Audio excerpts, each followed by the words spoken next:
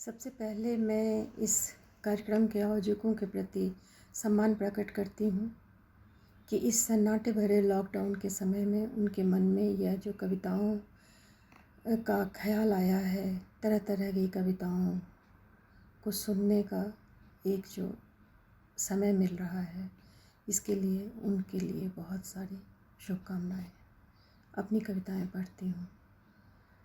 काश कि मैं जान पाती, रुक रुक कर कहे गए अनियमित आकार के लफ्ज़ों के भीतर क्या बंधा रहता है। काश कि मैं जान पाती, जान पाता यह मन कि ठिठक झिझक कर कहे गए अल्फाजों के अंदर एक चुप सा मौन जो ठहरा हुआ रहता है, सिर्फ वही नहीं हो तुम।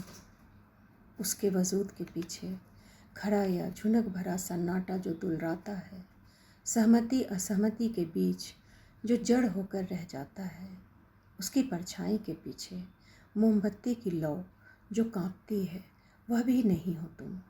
लटपटाती लौ से परे छिटक कर यह जो सुनहला वृत्त सहसा लंबवत हो भीड़ के दरवाजे से टिक कर खड़ा हो जाता है। कुछ क्षणों का उद्वेलन, फिर इच्छा अनिच्छा से परे वह स्वेच्छा से ही तिरोहित हो जाता है। वह भी नहीं हो तुम, वह भी नहीं हो तुम। स्वतः खुद ही आकर रमता है जो इस शून्य पट निविष्ट अंधकार में अंधेरे को टटोल कर एक तीली घिसता है, भक्त से जोत उठाती है। उसमें लुका छिपा हुआ क्षण भर का संवाद भी नहीं हो तुम इनमें से कुछ भी नहीं हो शायद। तुम नहीं हो यह सब, तुम नहीं हो यह सब, लेकिन तुम हो, तुम हो। मेरे हर क्षण पर अपनी उपस्थिति को सिरज कर इन अवधूत प्रयाणों के पार ठिठके खड़े तुम हो।